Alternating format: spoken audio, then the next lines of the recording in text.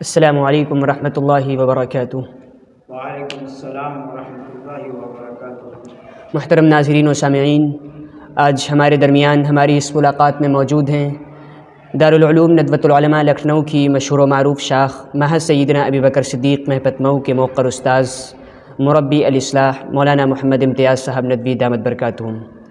آج کی اس ملاقات میں ہم حضرت مولانا کی خدمت میں چند سوالات پیش کریں گے۔ ہمیں امید ہے کہ استاذ محترم ہمارے سوالات کا ہمیں تشفی بخش جوابات عنایت فرمائیں گے۔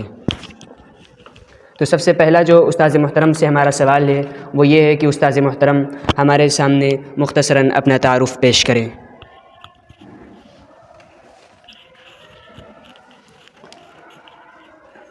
بسم اللہ الرحمن الرحیم۔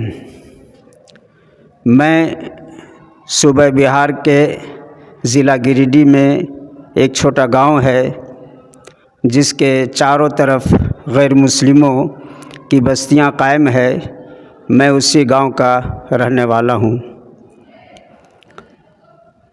الحمدللہ اللہ تعالیٰ کی خاص مدد ہے اس گاؤں پر کہ ہم مسلمان اس گاؤں والے بغیر کسی خوف و دہشت کے امن و سکون اور اطمینان کے ساتھ رہتے ہیں۔ ہماری تاریخ پیدائش 5 مئی 1967 ہے۔ ہم 4 بھائی ہیں، 2 ہم سے بڑے ہیں، 1 ہم سے چھوٹے۔ والد صاحب کا سایہ بچپن ہی میں اٹھ گیا تھا۔ والدہ محترمہ اور بڑے بھائی نے ہماری تعلیم کی طرف خاص توجہ دی اور ہم کو گاؤں کے مکتب بھیجنا شروع کیا۔ اس وقت سے گویا تعلیم کا سلسلہ اور آغاز شروع ہو گیا۔ 2 سال تک اسکول میں بھی تعلیم حاصل کی جہاں ہندی اور حساب کی طرف خاص توجہ دی گئی۔ اس کے بعد ہمارے گاؤں کے ایک بہی خواہ نے ہمیں مدرسہ محمدیہ جھریا دھنباد میں تعلیم حاصل کرنے کی ترغیب دی اور وہاں ہم آگے کی تعلیم کے لیے چلے گئے۔ وہاں ابتدائی عربی اور فارسی کتابیں پڑھی اور مزید آگے کی تعلیم کے لیے من جانب مدرسہ تاج المساجد بھوپال بھیج دیا گیا، لیکن وہاں وہ جگہ وہ مدرسہ گھر سے بہت دور تھا، اس لیے گھر والے دوبارہ وہاں بھیجنے پر آمادہ نہیں ہوئے اور مجھے شمس العلوم گھوسی بھیج دیا گیا۔ وہاں ہم نے 2 سال تک تعلیم حاصل کی۔ میزان منشعب سے لے کر علم الصغا، کافیہ، قدوری، شرح جامی اور مرقات، برہان السلمی جیسی اہم کتابیں پڑھیں۔ میرا سوال استاذ محترم سے جو ہے وہ یہ ہے کہ آج سے تقریباً 40 سال قبل بہار کے پسماندہ علاقے میں ندوے کی پکار آپ تک کیسے پہنچی اور آپ نے اپنی تعلیم کے لیے ندوے ہی کا انتخاب کیوں کیا؟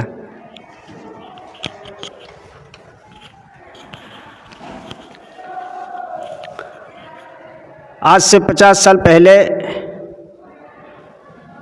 بہار ہی کی کیا بات ہے، ندوی کی تحریک ایسی تحریک تھی جو ہندوستان کے چاروں طرف پھیل چکی تھی اور ہندوستان کے چپے چپے سے علم کے متلاشی، علم کے حصول کے لیے ندوے کا سفر کر رہے تھے۔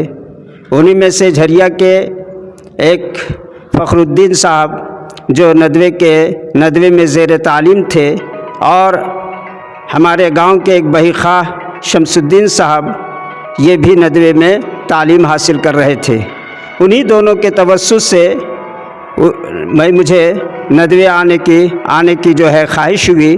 چونکہ ان دونوں کا اصرار تھا اس لیے انکار نہیں ہو سکا اور اپنی تعلیم کے لیے ندوے کا انتخاب کیا۔ تیسرا سوال استاذ محترم سے ہے کہ آپ نے ندوۃ العلماء میں اپنے سفر کا آغاز کب کیا؟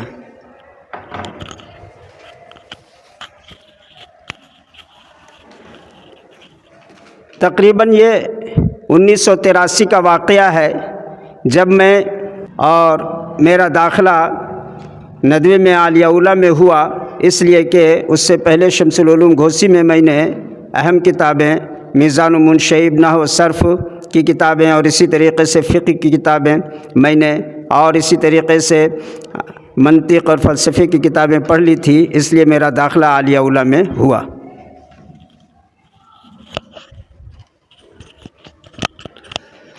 چوتھا سوال استاذ محترم سے ہے کہ زمانے طالب علمی میں آپ کا جمعیت الاصلاح سے کیسا تعلق رہا، اور جمعیت الاصلاح نے آپ کی شخصیت کی تعمیر و ترقی میں کیا کردار اور کیسا کردار ادا کیا؟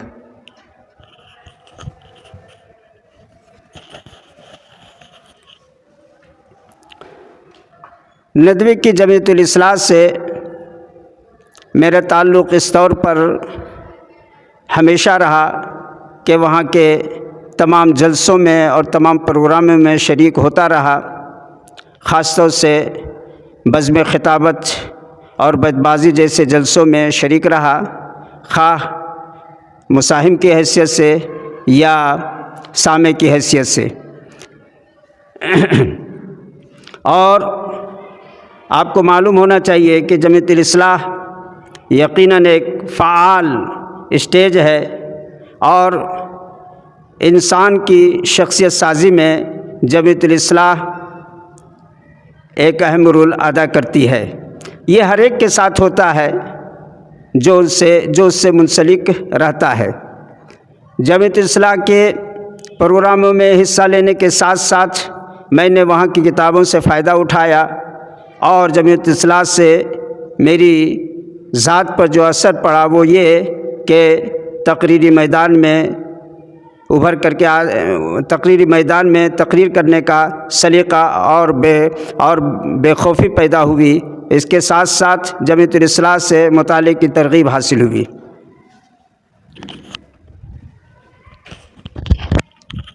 ایک سوال جو ہمارا ہے آپ سے پانچواں، وہ ہے کہ زمانے طالب علمی میں آپ کو سب سے زیادہ کس فن سے لگاؤ تھا؟ تمام کتابوں میں یکساں محنت کرتا تھا۔ درجے کی جتنی کتابیں تھیں ان تمام کتابوں میں یکساں محنت کرتا تھا، مذاکرہ کرتا تھا، مطالعہ کرتا تھا۔ البتہ فن حدیث شریف اور فقہ کی طرف زیادہ توجہ تھی۔ غیر درسی کتابوں کا جہاں تک تعلق ہے اس میں سوانح، سیرت و سوانح اور تاریخ کی طرف زیادہ لگاؤ تھا۔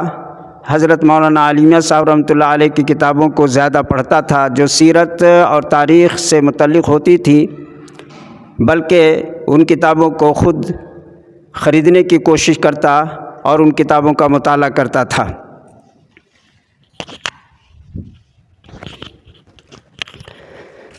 چھٹا سوال استاذ محترم سے ہے کہ آپ اپنے ایام طالب علمی کا کوئی ایسا دلچسپ واقعہ سنائیں جس سے ہم طلباء کو بھی کچھ پیغام ملے۔ طالب علم کے زمانے میں بہت سارے واقعات پیش آتے رہتے ہیں۔ بعض واقعات ایسے ہوتے ہیں جو تکلیف دہ ہوتے ہیں اور بعض واقعات سبق آموز ہوتے ہیں۔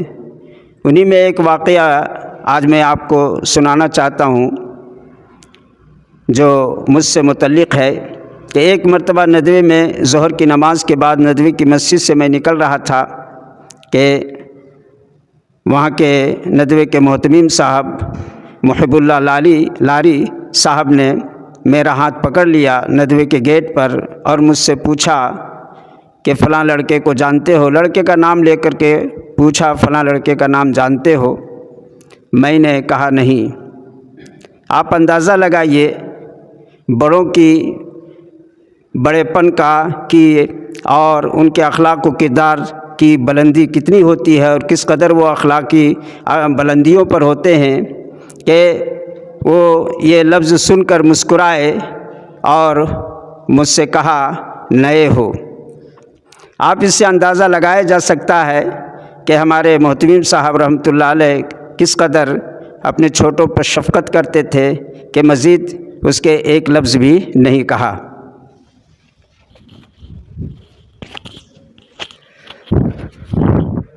ساتواں سوال استاذ محترم سے ہے کہ آپ معہد حاضہ یعنی معہد سیدنا ابی بکر صدیق مہپت مئو سے کب وابستہ ہوئے اور آپ نے یہاں کیا خدمات انجام دیں اور آپ کب سے یہاں خدمات انجام دے رہے ہیں؟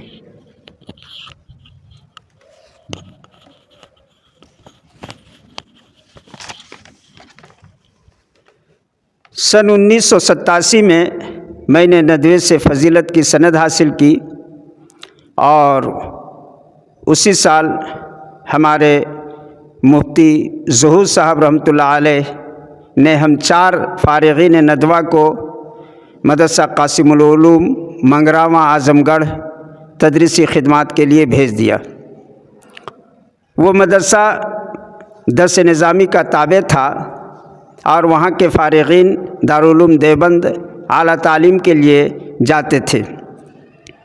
इसलिए हम लोगों का जो नदवी मिजाज जहन था, उसकी वजह से उनके जहनों से हम लोगों के जहन मेल नहीं खा पाए, जिसकी वजह से 1 साल के बाद वहाँ से नदवे चला आया। नदवे में आने के बाद तदरीस के लिए मैं मालूमात हासिल करता रहा, हत्ता कि हमें ये मालूम हुआ कि महफत मऊ में तदरीसी ख़िदमत के लिए जगह खाली है। चुनांचे मैंने अपने उस्ताद मोहतरम और मुरब्बी व मुशफ़िक़ मौलाना शम्सुल हक़ साहब जो उस वक्त इस मदरसे के नाज़िम थे, उनको तदरीसी ख़िदमत के लिए दरख्वास्त पेश की। मेरे मुशफ़िक़ व मुरब्बी की उम्र में अल्लाह रब्बुल इज़्ज़त बरकत अता फ़रमाए कि उन्होंने दरख्वास्त लेकर बग़ैर किसी सवाल व जवाब के ये फ़रमाया कि आप अपनी ज़िम्मेदारी को मदरसा पहुँच कर अदा करें और कागज़ बाद में पहुँच जाएगा। इस तरह मेरा इस मदरसे से वाबस्ता होना हुआ और इस तरह इस मदरसे में मैं तदरीसी ख़िदमत के लिए आ गया। यहाँ इब्तिदाई से मुझे किताबें पढ़ाने का मौका मिला और अल्हम्दुलिल्लाह उस वक्त से ताहाल उन तमाम ज़िम्मेदारियों को और उन तमाम किताबों को जो किताबें हमारे सुपुर्द की गई थी तदरीस के लिए, उनको बहुस्न खूबी अंजाम देता रहा हूँ। और ये वाक़या सन 1989 अलमुताबिक 1409 से जारी है। जी माशाअल्लाह। 8वां सवाल उस्ताद मोहतरम से है कि आपका यहाँ यानी महज सैयदना अबू बकर सिद्दीक़ महपत मऊ में बतौर मुरब्बी अल-इस्लाह इंतखाब कब अमल में आया और कैसे अमल में आया?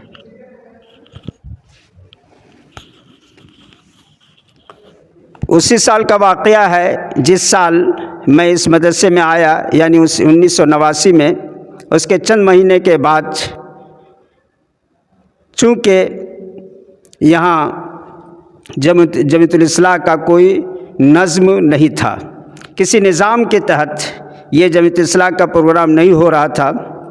मुंतशिर तलबा थे, किताबें मुंतशिर थी, कोई ना हाल था, ना किताबखाने, ना किताबों के लिए अलमारियाँ थी। मेरे मुरब्बी व मुशफ़िक़ ने मुझे इस जमीयतुल इस्लाह के ज़िम्मेदारी मेरे सुपुर्द की और उसके बाद मैंने ये ज़िम्मेदारी कबूल की। इस तरह मैं इस जमीयतुल इस्लाह का मुरब्बी बन गया। 9वां सवाल उस्ताद मोहतरम से है कि एक तरफ़ तो जमीयतुल इस्लाह का जो स्टेज है वो बहुत कारआमद और बहुत मुफीद है। जमीयतुल इस्लाह का जो क़याम दारुल उलूम नदवतुल उलमा में किया गया, वो ज़ाहिर सी बात है कि तमाम दर्स निज़ामी के जो मदारिस थे उन तमाम के सामने एक नया और एक नई चीज़ थी गोया की। तो जमीयतुल इस्लाह का स्टेज मौजूदा दौर के एतबार से बहुत मुफीद है, लेकिन मौजूदा दौर के एतबार से आप जमीयतुल इस्लाह में क्या क्या कमियाँ महसूस करते हैं?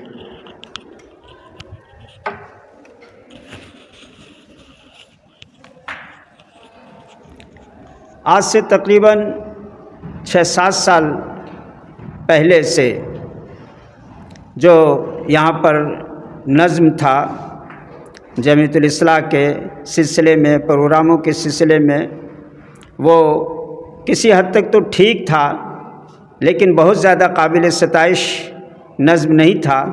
अलबत्ता 6-7 साल के इधर तकरीबन हर तरह के प्रोग्रामों में यहाँ के तलबा बढ़ चढ़ कर हिस्सा ले रहे हैं।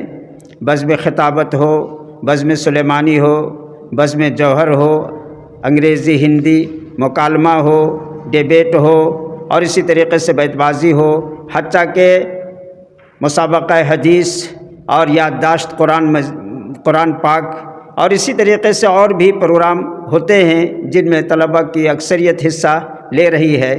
اور اس وقت جو ہے مزید کسی طرح کی جو ہے کمی کا احساس تو نگاہوں میں نہیں ہے۔ البتہ اگر اس طرح کوئی بات پیش آتی ہے اور زمانے کا کوئی تقاضا ہوتا ہے تو انشاءاللہ اس کی طرف توجہ دی جائے گی اور اس پر غور کیا جائے گا۔ مولانا، ابھی تک آپ نے بذات خود بحیثیت مربی الاصلاح جمعیت الاصلاح کی کن کمیوں کی تلافی کی ہے، کن کمیوں کو پورا کیا ہے؟ اس سے پہلے ہم نے آپ کو بتایا تھا کہ جب میں آیا تھا یہاں تو جمعیت الاصلاح کا کوئی نظم نہیں تھا۔ میں نے باقاعدہ ندوۃ العلماء کے طرز پر یہاں جمعیت الاصلاح کے پروگرام کرانا شروع کیا اور لائبریری کے لیے باقاعدہ کتابوں کا انتظام کیا گیا اور الماریاں لائی گئی، اس کے لیے ایک ہال کو مختص کیا گیا، اور اسی طریقے سے وہ تمام ضروریات جو جمعیت الاصلاح کے ماتحت ہو سکتی ہیں اور طلباء کو ان ضرورتوں کی وہ سب چیزیں کی ضرورت پیش آ سکتی ہیں، ان کمیوں کو اس جمعیت الاصلاح کی جو کمیاں اور تھیں یا طلباء کے محسوس کر رہے تھے ان کمیوں کو میں نے پوری کرنے کی بھرپور کوشش کی اور بہتر سے بہتر کرنے کی کوشش کی۔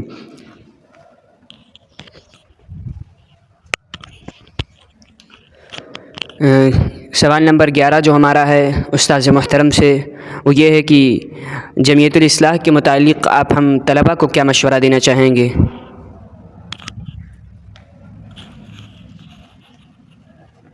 طلباء جمعیت الاصلاح سے زیادہ سے زیادہ فائدہ اٹھائیں، کتابوں کا مطالعہ کریں اور اپنے آپ کو جمعیت الاصلاح سے زیادہ سے زیادہ جوڑے رکھیں، یہی ان کے لیے بہتر ہے اور جمعیت الاصلاح سے فائدہ اٹھانے کا یہ بہترین طریقہ ہے۔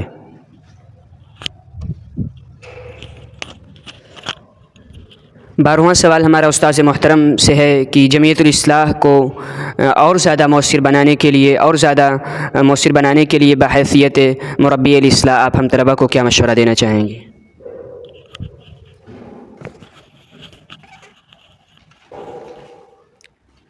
حالات بدلتے رہتے ہیں، زمانہ بدلتا رہتا ہے، اس لیے ضرورتیں بھی تنوع اختیار کرتی ہیں اور مختلف ضروریات بھی پیش آتی ہیں، لہذا جمعیت الاصلاح کے اسٹیج سے زمانے اور حالات کے تقاضے کے اعتبار سے اعلانات لگانا چاہیے اور انہی نئے حالات کے مطابق تقریریں اور تحریریں بھی ہونی چاہیے۔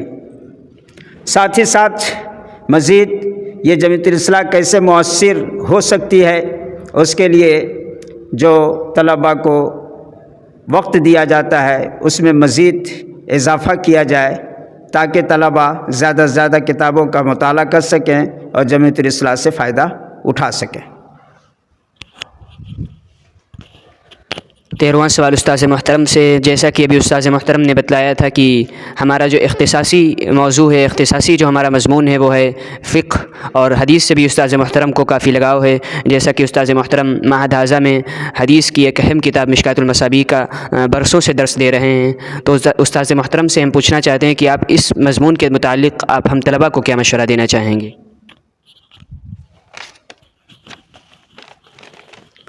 ذمہ داران مدرسہ نے جو کتابیں پڑھانے کے لیے دیں ان کتابوں کا بھرپور ہم نے مطالعہ کیا، اور ظاہر بات ہے کہ کوئی بھی کتاب ہو اگر بار بار آپ اس کا مطالعہ کریں گے اور بجا اور بیجا سوالات کو پیش نظر رکھتے ہوئے اگر آپ مطالعہ کرتے ہیں، مراجع کو دیکھتے ہیں، تو ظاہر بات ہے اس سے آپ کی صلاحیت ابھر کر سامنے آئے گی اور اس سے آپ کو بھی فائدہ ہوگا اور آپ کے سننے والوں کو بھی فائدہ ہوگا۔ اس لیے اس سلسلے میں گرچہ اختصاص ندوے سے میں نے فقہ میں کیا ہے اور یہاں مجھے فقہ کے علاوہ ہم کو حدیث اور صرف اور نحو کی کتابیں زیادہ دی گئی ہیں، اور ان کتابوں میں میں نے اپنی درجے کے صلاحیت کے اعتبار سے اور درجے کے جو طلباء ہیں ان کی صلاحیتوں کو پیش نظر رکھتے ہوئے میں نے درس دیا اور اسی کے مطابق میں نے تیاری کی اور تیاری کر کے لڑکوں کو اس کے مسائل کو سمجھاتا رہا۔ اس سے مجھے خدا کی ذات سے امید ہے کہ اس سے ہم کو بھی فائدہ پہنچا اور طلباء کو بھی फ़ायदा पहुंचा है और पहुंचेगा इंशाअल्लाह। तो तलबा को ये चाहिए, मैं उन्हें मशवरा देता हूँ कि जिस फ़न से भी उनका ताल्लुक़ हो, जिस फ़न में उनको दिलचस्पी हो, उस फ़न से मुतल्लिक़ किताबों का वो ज़्यादा से ज़्यादा मुताला करें, रसाइल और पर्चे का मुताला करें, देखें और फिर जो चीज़ें याद कर सकते हों उन चीज़ों को याद करें और जहन नशी कर लें, ताकि ये आइंदा इस तरह की चीज़ें वो उसके लिए मुआविन और मददगार साबित हों और उससे दिलचस्पी का इजहार भी हो सके।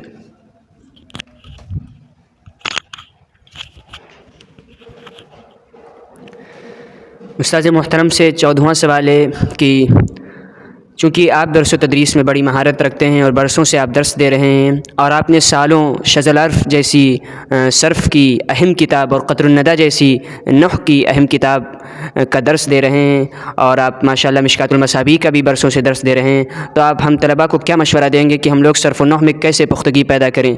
और आम तौर से देखा जाता है कि तलबा अक्सर शिकवा करते रहते हैं कि सर्फ़ व नहव हमें समझ में नहीं आती, हम क्या तरीक़ा अपनाएं जिससे हम सर्फ़ व नहव में अपनी पुख्तगी पैदा कर सकते हैं? तो उस्ताद मोहतरम हम तलबा को मशवरा दें कि हम किस तरीक़े से सर्फ़ व नहव में पुख्तगी पैदा करें।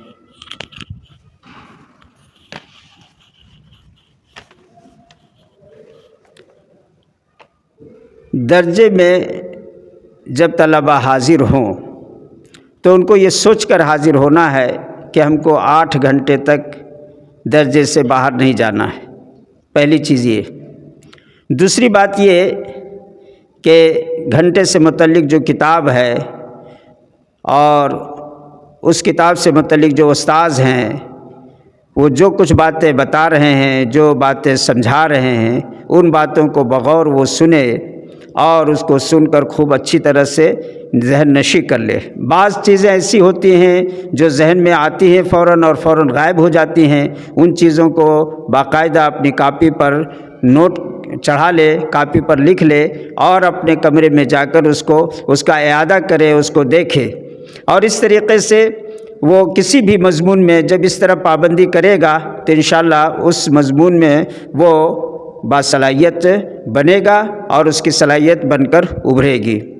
इसलिए मेरा उन लोगों से यही मशवरा है कि जो भी कवायद सर्फ़ नहव की कवायद गरचे वो सख्त हैं, मुश्किल हैं, समझ में बहुत जल्दी नहीं आते हैं, लेकिन तालिब इल्म अगर गौर से बातों को सुने और समझने की कोशिश करे और उस्ताद से ताल्लुक़ बरकरार रखे, फिर यह है कि उन कवायद को याद करे अच्छी तरह से और याद करके इबारत ख़ानी में, अरबी इबारत ख़ानी में उन कवायद को इस्तेमाल करे तो इंशाअल्लाह वो कवायद अज़बर रहेंगे और वो भूलेगा नहीं, इससे उसको फ़ायदा पहुँचेगा। आखिरी सवाल उस्ताद मोहतरम से है कि आप हम तलबा की उन कमियों की निशानदही फ़रमाएँ जिन्हें आप हम तलबा के अंदर महसूस करते हैं। सबसे पहली चीज़ ये कि आप अपने असातिज़ा का एहतराम करें, अपने मकासिद को सामने रखें और दरसी और गैर दरसी दोनों किताबों का आप मुताला करें और खूब मुताला करें। साथ ही साथ ये कि अपने औकात को दुरुस्त और सालेह काम में खर्च करें और जहाँ तक हो सके फ़ुज़ूल बातों से, फ़ुज़ूल महफ़िल से और बुरे लोगों की सोहबत से अपने आप को बचाएं। इंशाअल्लाह जो भी कमी है और जिस तरह की जो है कमी है, इंशाअल्लाह वो खुद ब खुद कमी दूर हो जाएगी।